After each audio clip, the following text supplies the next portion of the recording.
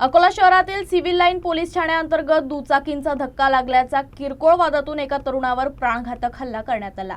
यात तरुण गंभीर जखमी झालाय। या घटनेनं परिसरात तणावाचं वातावरण निर्माण झालं आहे।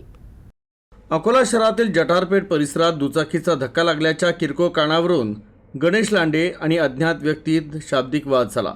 हा वाद काही वेळातच विकोपाला गेला आणि संतापलेल्या अज्ञात आरोपीनं आपल्या जवळील धारदार शस्त्रानं गणेश लांडेवर हल्ला चढवला।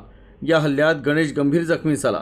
घटनेची माहिती मिळताच सिव्हिल लाईन्स पोलिसांनी घटनास्थळी धाव घेत जखमीला तातडीनं उपचारासाठी रुग्णालयात दाखल केलं। सुदैवानं त्याची प्रकृती स्थिर आहे।